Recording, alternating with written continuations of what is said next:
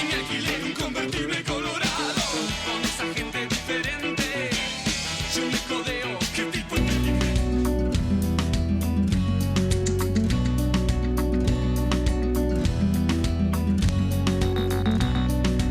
Ya tuve que ir obligado a misa, ya toqué en el piano para Elisa. Muy buenas noches, gracias por la sintonía.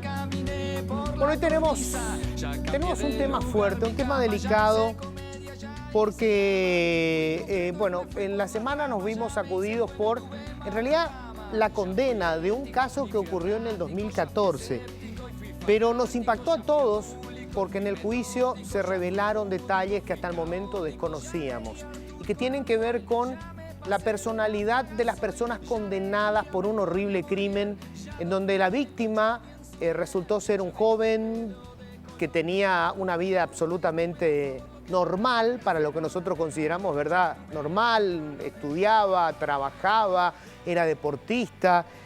O sea, no había incursionado en ninguna zona de riesgo para suponer que podría tener un final como el que tuvo. Y sobre todo, los delincuentes, los criminales, los asesinos, presentan un perfil absolutamente distinto del que nosotros podríamos suponer a alguien que decide cometer una acción atroz como esta. Dos jóvenes también, dos personas que no están en la marginalidad precisamente, que no se le puede atribuir cuestiones sociales. Y una comunicación entre ellos que revela por primera vez en Paraguay, por lo menos que esté registrado y documentado, lo que algunos hablan un crimen por placer. O sea, estamos hablando de dos personas que de acuerdo con los profesionales podrían inscribirse en lo que se considera como psicópatas. De eso vamos a hablar esta noche. Tengo que agradecer muchísimo al hermano de la víctima, al hermano de Agustín, Patricio Bogado, que bueno, decidió estar con nosotros y compartir lo que vive su familia. Es un momento, por supuesto, muy duro, pero Patricio, gracias por venir. Gracias, Luis, por invitar. Bueno, ustedes desde el 2014 que viven obviamente esta pesadilla y lo que vieron por de pronto es por lo menos que se hizo alguna justicia, ¿no? Sí, o sea, esta pesadilla para nosotros empieza el 8 de febrero y culmina este 18 de septiembre, en donde se hace justicia en memoria de mi hermano. Vamos a hablar enseguida de cómo, bueno, qué contacto tenían ellos con el hermano antes que ocurriera esto. Está con nosotros también acá en el estudio la licenciada Ana Vargas, ella es psicóloga forense. Hola, licenciada, gracias por venir. Gusto. Bueno, obviamente esta debe ser la primera vez que analizamos una situación como esta, pero por lo menos en la literatura, digamos, obviamente habrás estudiado mucho esto porque alguna vez te iba a tocar. Claro, sí, realmente no existe estadística, es un hecho, digamos, aislado, primera vez, dentro de lo que sería el espectro de las psicopatías, ¿verdad? Que claro, es la parte sexual, digamos, dentro de lo que hay, donde se podría hablar de violencia y demás, que vamos seguro Claro, vamos a desarrollar enseguida, porque esto es muy importante. Hoy estaba revisando mucha literatura sobre qué hay al respecto de un psicópata. En realidad no hay una definición, digamos, del psicópata, sino que hay como psicopatías o, digamos, acciones que podrían inscribirse dentro de una irregularidad en la personalidad de un hombre o una mujer. Vamos a hablar de eso, pero me llamó mucho el dato que parece que allí sí hay una cierta coincidencia, que entre el 1 y el 30% de la población mundial podría considerarse dentro de lo que es un psicópata o ciertas características psicopáticas. Así mismo. Considero que está muy mimetizado de repente con la sociedad, ¿verdad? Hay niveles, rasgos, claro, de alguna manera que determinan ciertos grupos o ciertas clasificaciones. Claro, no necesariamente un psicópata comete un crimen o un delito. Así mismo, así mismo. Pero bueno, antes de arrancar ya con la conversación, hay un material que tenemos, nuestra compañera Elida Ramírez nos preparó un material especial para saber un poco de qué estamos hablando. El caso de este crimen, este joven que termina siendo víctima de una pareja que hoy está considerada por la justicia, porque ya le condenó, y por los profesionales que los trataron como psicópatas. ¿De qué se trata? El informe de Elida Ramírez.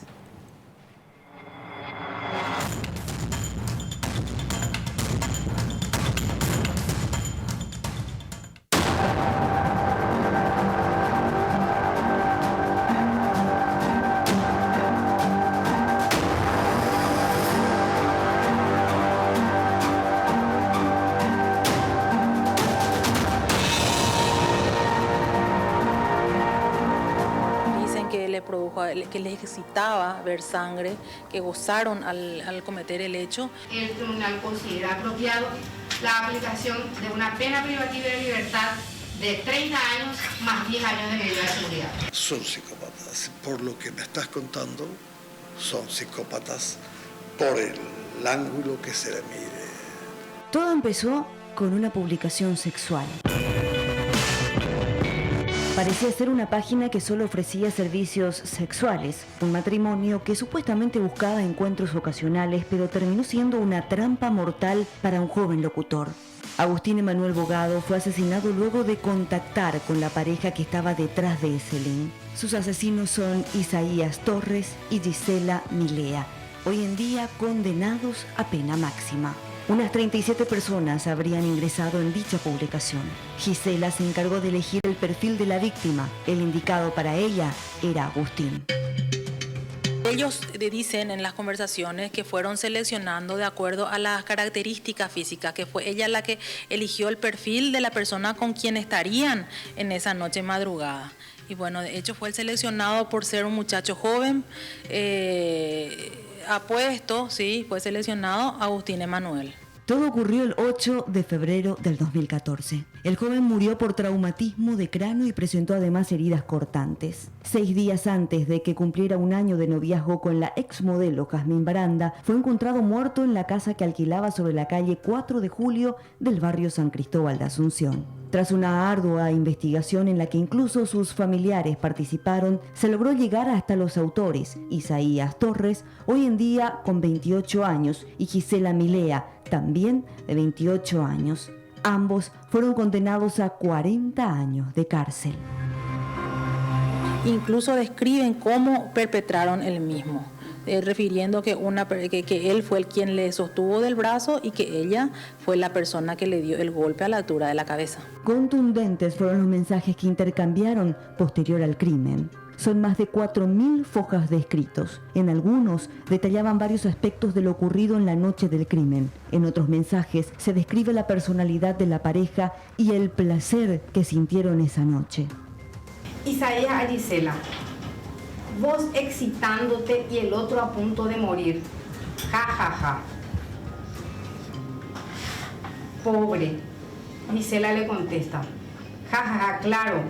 Realmente lo de Manu fue piloto automático más o menos, pero fue puro adrenalina, dice ella. Luego le contesta Isaías: hace mucho que no sentía eso. Gisela le dice a Isaías: esa mezcla de locura pegó, riesgoso todo. Isaías le contesta con una risa. Gisela le dice: y cuando empezó a sangrar, me gusta la sangre. Isaías le responde: me llenó de placer cuando lo tenía, y empezó a patalear porque su cuerpo ya estaba muriendo. Tras el crimen, ambos fueron a un motel y mantuvieron relaciones sexuales. En una tercera parte de esas conversaciones se descubre que tenían planeado volver a matar. Por ello, se les consideró en juicio como personas sumamente peligrosas. Hablan de cometer otros hechos, incluso hablan de la forma en la que cometerían, derramando ácido a las víctimas, o planeaban incluso que las eventuales víctimas tengan mayor capacidad económica, y incluso hablan de utilizar puñales u otro tipo de armas. Y no hablan de manera aislada, sino hablan de manera repetitiva. Psicólogos confirman que estas dos personas se complementan. Son psicópatas, sienten mucho más que placer al matar. Porque el placer de ellos es ver la muerte y la sangre, ¿verdad? Así como señal de muerte o indicio de muerte. ¿Qué sienten en ese momento? ¿Usted podría saber? Y prácticamente lo que siente es un placer distorsionado. Hoy en día, Isaías está en la cárcel de la ciudad de Villarrica. Tras conocer la condena, a través de su red social Facebook dijo que no se consideraba una persona peligrosa. Por su parte, Gisela se refugia en el estudio. La mujer pretende convertirse en unos años en una psicóloga. A muchos sorprendió la elección hacia su carrera. Mientras tanto, en el penal de mujeres la consideran una interna ejemplar.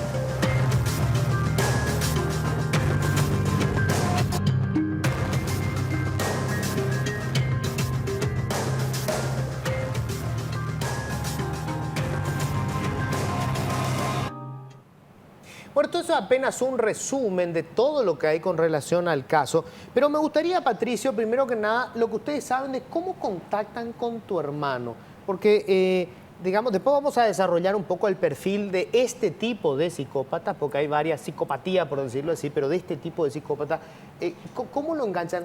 Él habla, se comunica con una página o a él, digamos, o se comunican con él.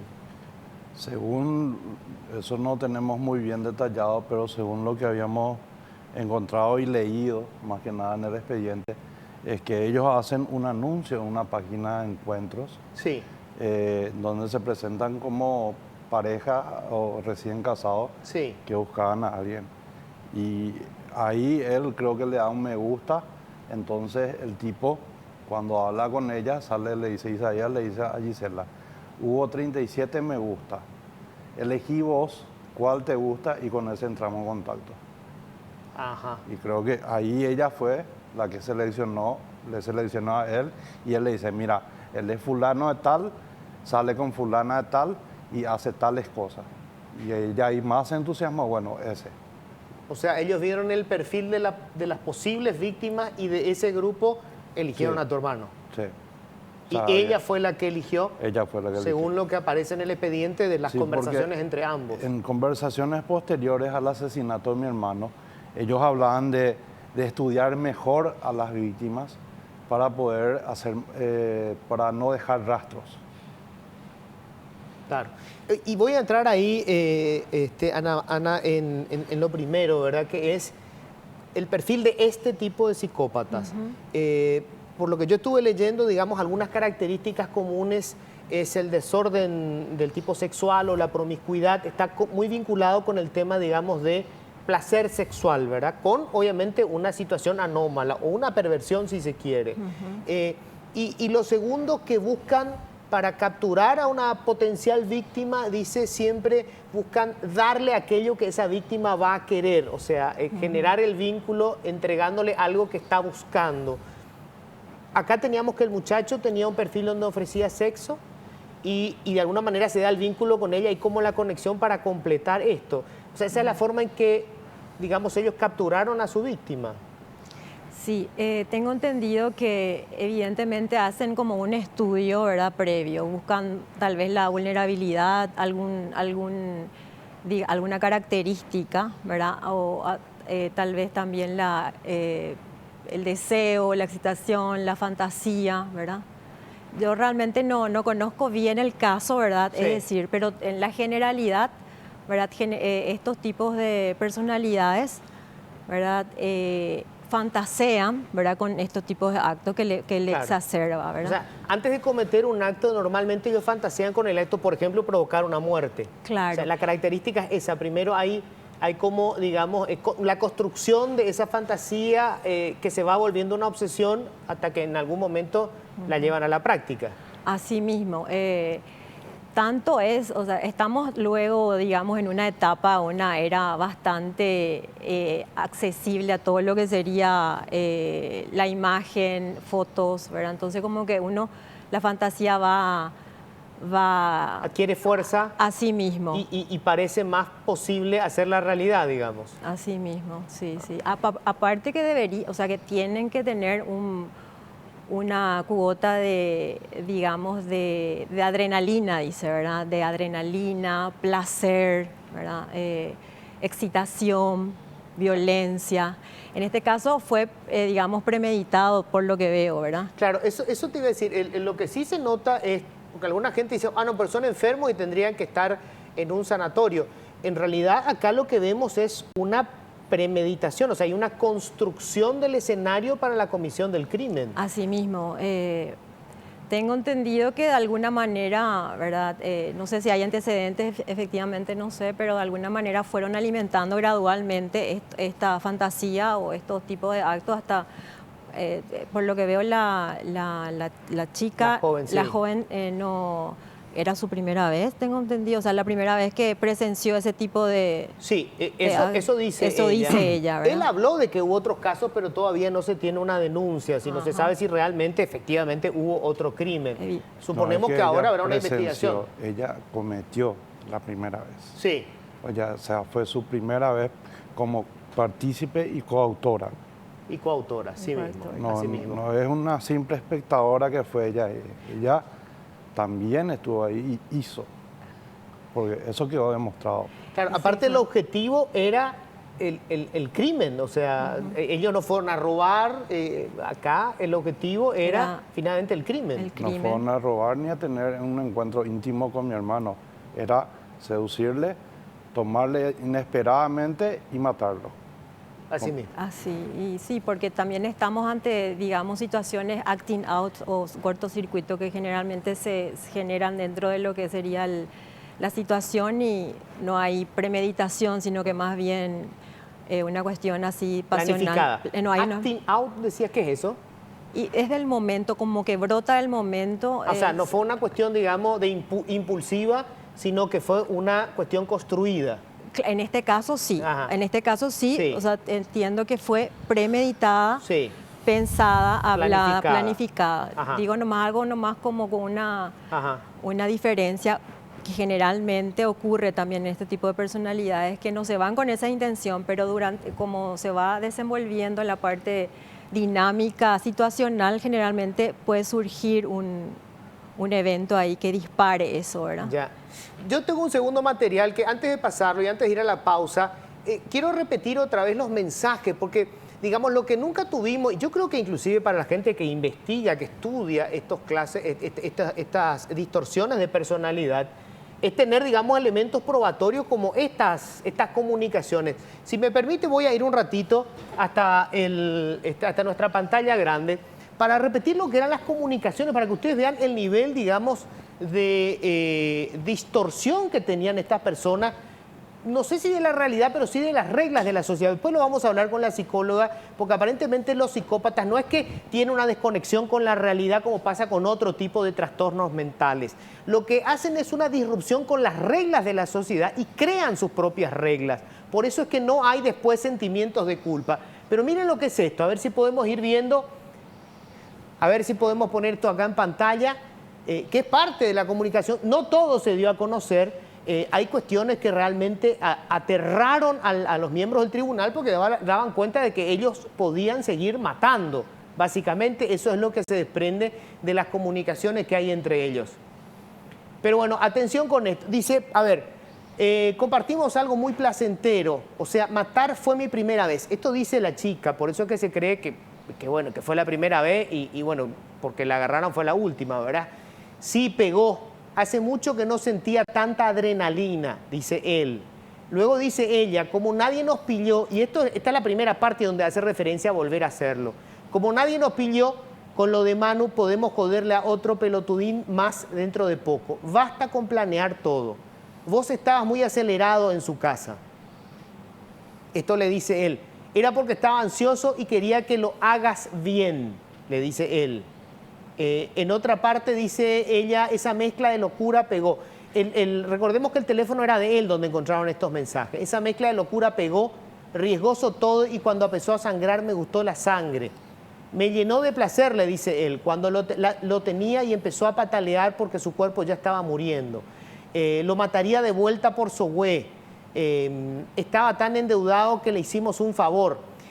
Bueno, y esto sigue, hay mucho más intercambio entre ellos, lo cual, digamos, da cuenta del nivel en ese momento de distorsión en la que encontraban ambos.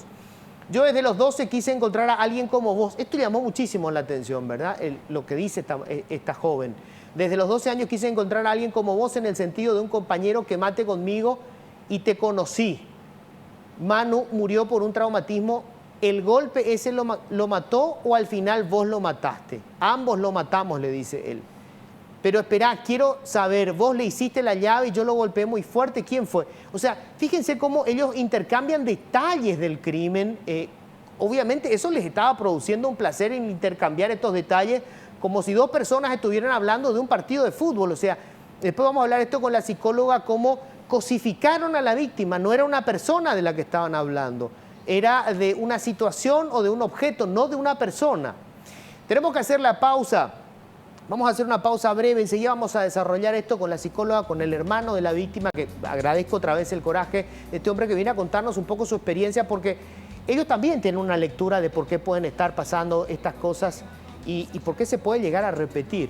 Y después tenemos un informe para que vean cómo esto ha ocurrido a lo largo de la historia. Por supuesto, ustedes saben que hemos tenido psicópatas que llegaron al poder y que hicieron historia con sangre.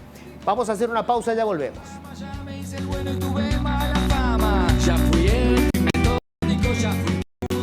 Bueno, Patricio Bugado es el hermano de Agustín, la víctima en esta terrible historia.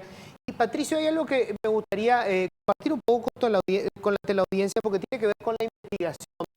Y en un primer momento, la investigación de la policía y de la fiscalía se había centrado exclusivamente en él, en Isaías. Sí.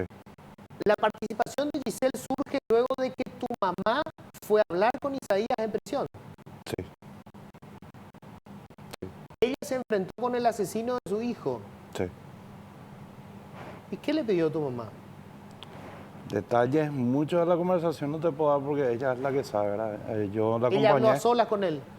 Con él y estando en ese entonces el abogado de este chico. De Isaías. Isaías, presente. Y ella fue más que nada en el rol de tratar de ganar su confianza. Lo que me había comentado es entrarle por ese lado, llevarle víveres, visitarle, pues su familia no le visitaba, y hablarle. ¿Ella se fue a llevarle víveres al asesino de su hijo? Sí. El tema es... ¿Es corajuda tu madre? Sí, muy corajuda. Ella quería saber quiénes fueron, porque la policía en ese entonces quería cerrar que él fue, solamente él. Y nosotros nos opusimos rotundamente por el hecho de que Isaías tiene 1,70 m máximo de estatura y mi hermano tiene 1,80 m y tenía un buen estado físico. Y en el informe médico forense decía que él fue sujetado en los brazos, por eso tenía esas lesiones. Entonces, no va a ser por una sujetación que le dé golpes claro, o en sea, la para cabeza. ustedes no cerraban que él solo hubiera podido con tu hermano. Había un cómplice más y mi madre se va a hacerle, primero, para ganarse su confianza y en las últimas visitas, una presión psicológica, en donde le decía que no iba a ser justo para él, que él pague toda la condena y que la otra persona huya del país. Y así fue que él medio, por los llorisqueos, no llorisqueos, realmente por... El llanto de tu madre. El llanto de mi madre, él cedió y le dijo que le diga a la fiscala que él iba a declarar. Y así fue que mi madre le avisó a la fiscala le convoca y él le delata a su cómplice, a Gisela. A Gisela, sí. Allí, en ese momento. Sí. Y eso se da... no enseguida, fueron allá por julio de ese mismo año, 3 o 4 meses después de la detención de él. Porque la detención de ella se da el 13 o el 14 de agosto de ese año, 6 meses después del asesinato de mi hermano.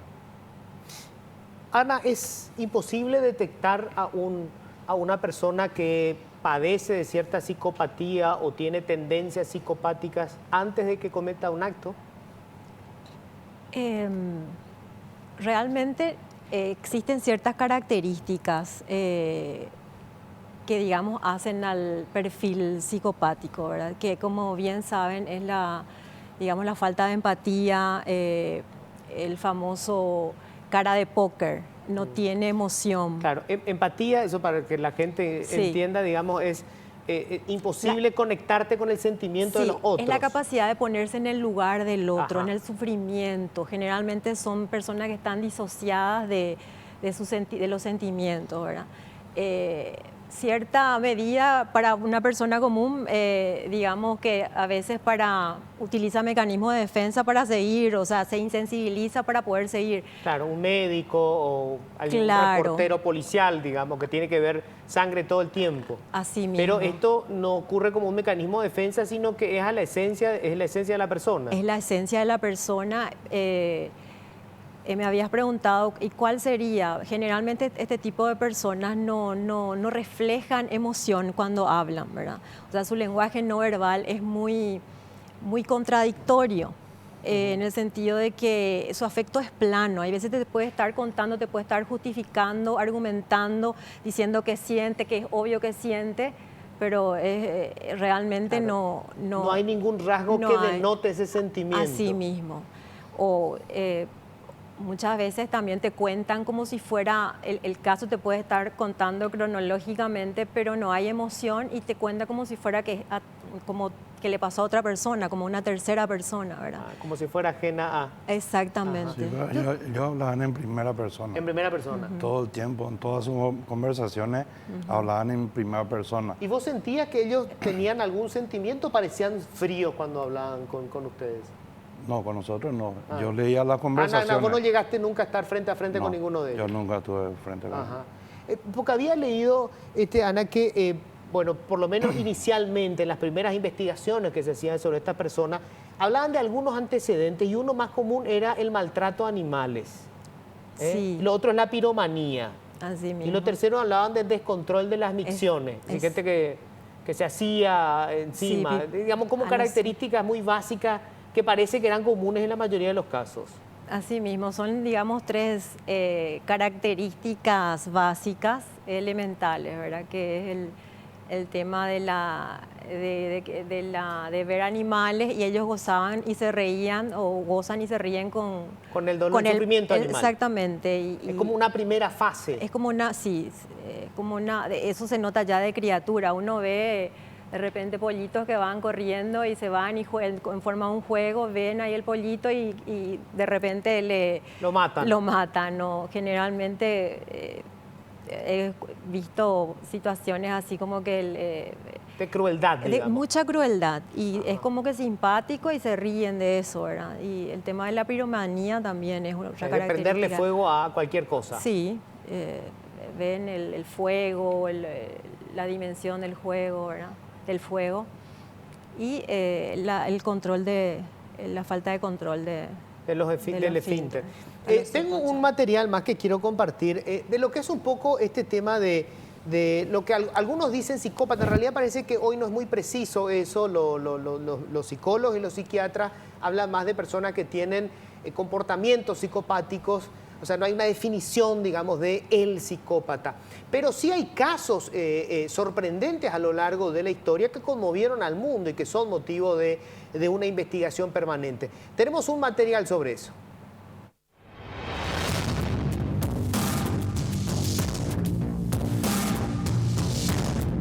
Los psicópatas son a menudo descritos como manipuladores, egocéntricos, mentirosos y muchos carecen de empatía. No tienen sentimientos reales propios a los cuales recurrir. La desviación social es otro problema común que se asocia con los psicópatas, es decir, pueden ser impulsivos, irresponsables, con problemas de conducta. No todos los psicópatas son necesariamente asesinos seriales, sin embargo hay casos en los que esto sucede y la sociedad se encarga de hacerlos famosos. Hacemos un recorrido por algunos asesinos seriales más reconocidos, por llamarlos de alguna manera.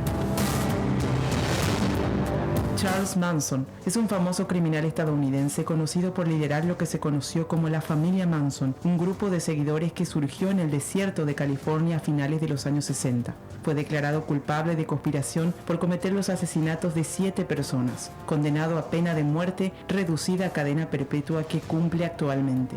Theodore Ted Bundy fue un asesino en serie de mujeres. Se le confirmaron 36 asesinatos, pero según los analistas, la cifra real posiblemente sea superior a las 100 muertes. En una entrevista de 1980, hablando de la justificación en las acciones de un asesino en serie, Bundy dijo: ¿qué es uno menos? ¿Qué significa una persona menos en la faz del planeta? Fue condenado a muerte y ejecutado en la silla eléctrica el 24 de enero de 1989. Pero también existen casos de parejas psicópatas y compartimos brevemente el caso de algunas de ellas. Paul Bernardo y Carla Homolka, una sangrienta pareja perfecta. Eran jóvenes y guapos, de hecho eran llamados Barbie y Ken.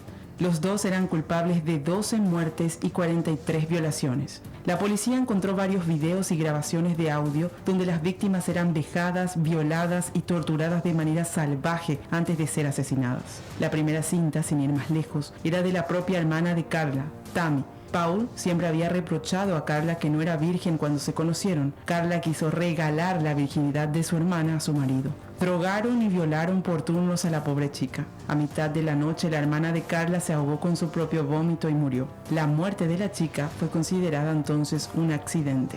Tiempo después, cuando fueron detenidos, el equipo de investigación no podía dar crédito a la brutalidad del contenido de las cintas de video, y de hecho fueron destruidas por presión de los familiares de las víctimas, junto con las cuerdas que usaban para atar a las mujeres y la sierra que usaban para descuartizarlas. Él sigue en prisión, cumpliendo cadena perpetua. Ella salió en libertad en el 2005.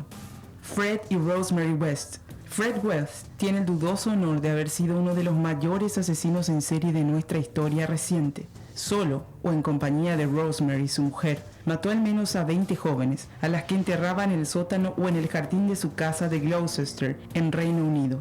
Cuando se conocieron, Fred la encontró perfecta. Le encantaba la pornografía, le encantaban las perversiones, le encantaba la promiscuidad y era igual de despiadada que él. Fred y Rosemary West fueron llevados ante un tribunal de Gloucester el 30 de junio de 1994, donde él fue acusado de 11 asesinatos y ella de 10. El 1 de enero de 1995, Fred se ahorcó en su celda en Windsor Green Prison, Birmingham. Las pruebas contra Rosemary eran circunstanciales y, a diferencia de su marido, nunca confesó. Fue juzgada en octubre de 1995 en Winchester Crown Court, declarada culpable de los 10 asesinatos y sentenciada a cadena perpetua, bajo la recomendación de que nunca fuera liberada. Años después, otro juez le dio la oportunidad de apelar y poder quedar libre en el 2019.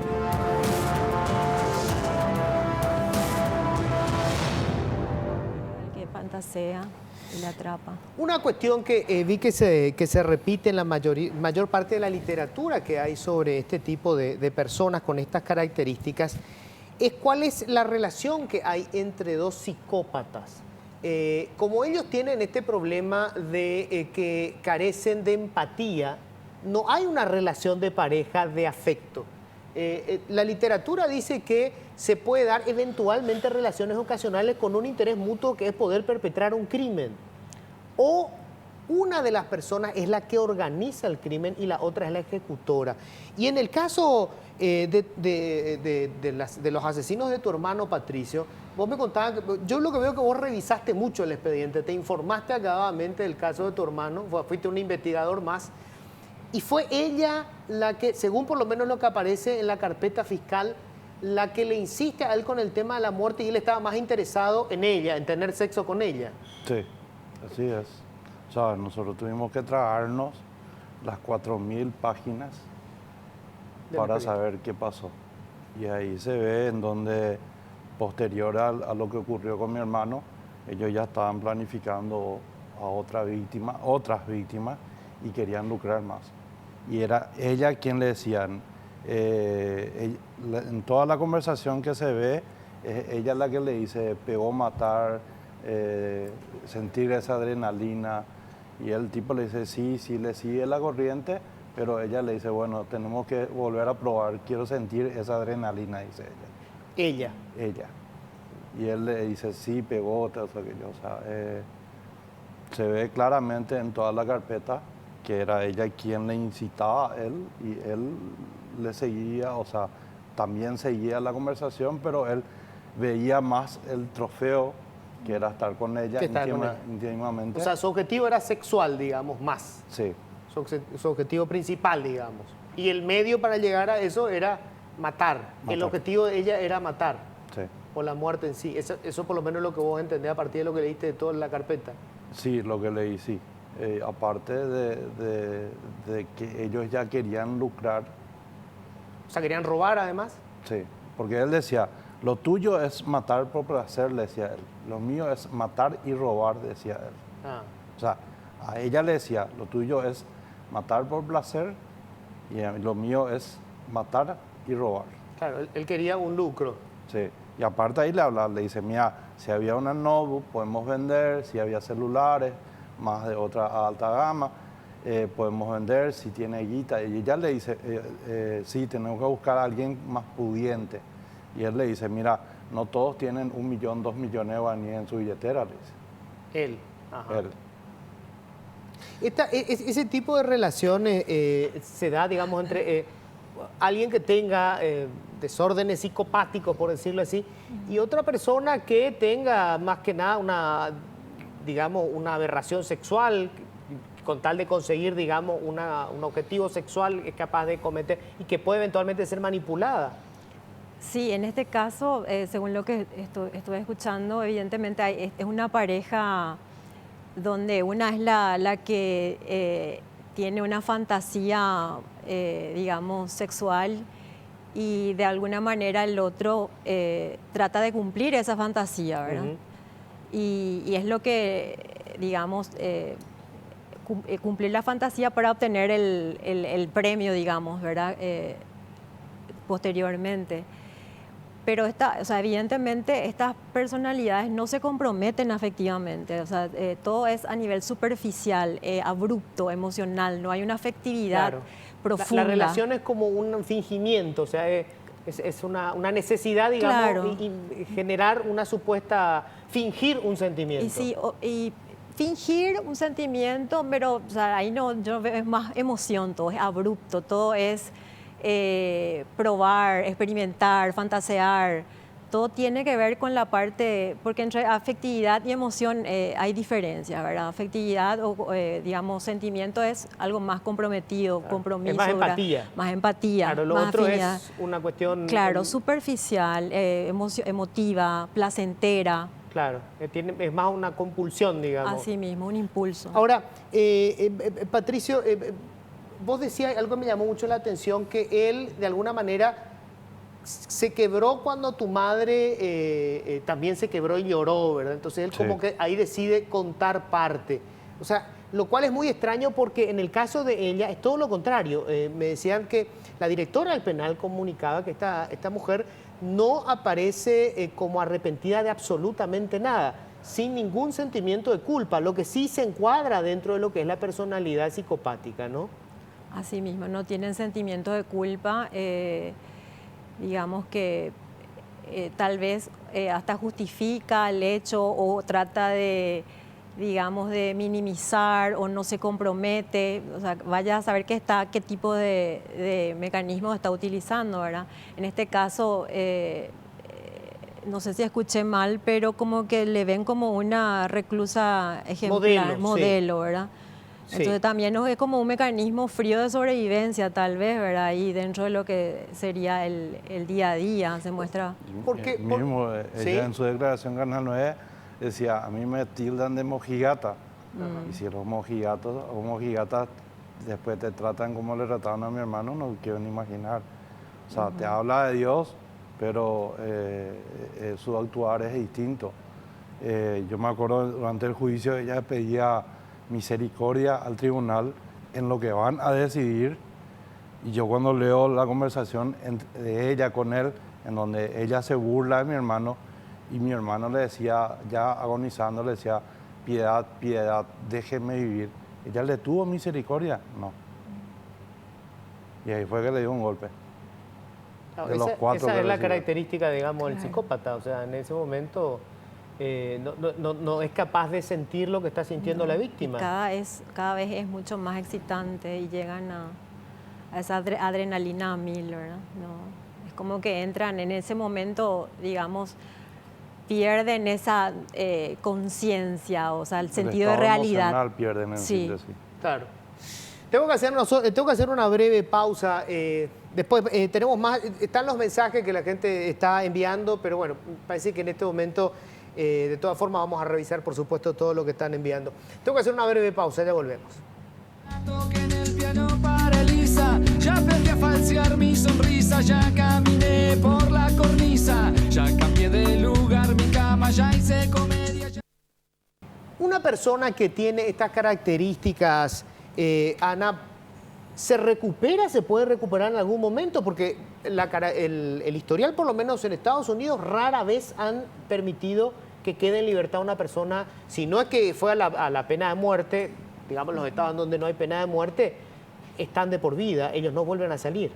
Asimismo, son difícilmente puedan ser reinsertados en la sociedad y más, digamos, en este caso, por ejemplo, son ya adultos, ¿verdad? Ya tuvieron una vida, digamos, generalmente cuando más tempranamente se detecta en la infancia, digamos. ¿Puede haber alguna corrección? Puede haber de alguna manera, depende también del tipo de psicopatía, ¿verdad? Pero generalmente el tratamiento es ponerle en contacto en las emociones, el sentimiento, ¿verdad? Ponerse en el lugar del otro, ¿verdad? Realmente es difícil, son refractarios ya, y más todavía cuando se habla de psicópatas de esta índole primarios, ¿verdad? Que totalmente violentos, exacerbados y puro impulso, puro líbido. Patricio, ¿a ustedes les pareció suficiente esto o consideran que, o sea, cuando llegue el momento en el que ellos deberían recuperar su libertad hay que plantearse otra vez el caso? No, es la máxima condena dentro del país, sí. ¿verdad? En ese aspecto sí estamos conformes como familia. En lo personal, a mí, digo qué pena que no hay cadena perpetua en el país, porque estas personas, yo no creo que se reinserten en la sociedad. Es más, quedó demostrado que son un peligro para la sociedad, porque ellos ya planificaban otros hechos a un hecho ya consumado. Y se presentan como buenas personas, pero al final es otra. O sea, si no caían después de lo de tu hermano, ¿estábamos ante asesinos seriales, vos crees? Y hay una conversación en donde Isaías cuenta, ella le pregunta a él, no está demostrado jurídicamente, tal vez no hay ninguna denuncia por ese caso, pero ella le pregunta a él y a los otros tres, ¿cómo mataste? Le dice. Ella le pregunta. Ella le pregunta a él y él le dice, 1, le rompí el cuello. 2, le partí la cabeza con una llave igual que a Manu. Y 3, le ahorqué con una sábana.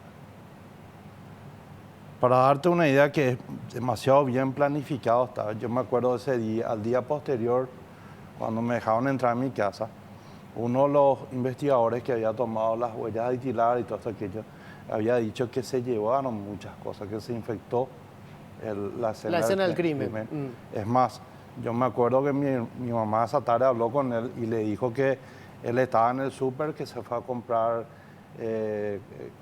provistas para hacer una pizza y tomar una cerveza. Las cervezas no estaban. O sea, llevaban las latas de cerveza, limpiaron los picaportes de las puertas, porque estuvieron mucho tiempo. Yo estuvieron, calculo que entre las 12... Limpiaron la escena del crimen. Sí. Para tapar sus huellas. Sí, y más... Claro, o sea, entiendo tu lógica. Lo que vos estás diciendo es, si se tomaron tanto cuidado de limpiar, de borrar sus huellas del primer crimen, es porque pretendían seguir haciéndolo. Sí. Así es. O sea, esto es así, o sea, creo que él podía haber sido perfectamente psicólogo también, ¿no? Porque total. El análisis es así, o sea, bien criminológico. Que, digamos, la intención es seguir haciéndolo. Sí, y se ve eso. Lo que sí sería interesante, o sea, dentro de lo que es el país, ¿verdad? Son casos aislados, es decir, estadística no hay. Lo interesante sería es tomar esto como objeto de estudio, ¿verdad? Se me ocurre, porque ahí no se va a poder, en Tacumbú, digo, en reclusión no se va a poder tomar como no hay nada, ¿verdad? Pero sería interesante un poco que lo que sería el salud mental, el ministerio... Investigar, ¿verdad? Tomar como... Licenciada, por una consulta. El Estado tiene hoy las garantías para hacerle un tratamiento a esas personas. No, absolutamente no. Entonces, yo no creo que ellos se reinserten en la sociedad. No, para nada. No, creo que ella lo que dice es, y esto suena muy cruel, pero aprovechar que tenemos 2 psicópatas vivos para poder investigarlo, porque digamos, es un fenómeno que se produce rara vez, como para poder de alguna manera tener alguna medida preventiva, alguna cosa Sí. que nos permita saber cuándo estamos en el límite de la ocurrencia de otro hecho como este. Así mismo, tomar como caso emblemático, digamos, Claro, y investigarlo. sí. Investigarlo. Tengo que hacer la pausa, pero me decías que no todo lo que hay del caso se dio a la luz pública. Él tenía otro perfil, me decías en Sí. redes sociales, que habla de otras cosas que vale la pena también considerar dentro de lo que debería ser una investigación de ese tipo. Tengo que hacer la pausa, la última, ya volvemos.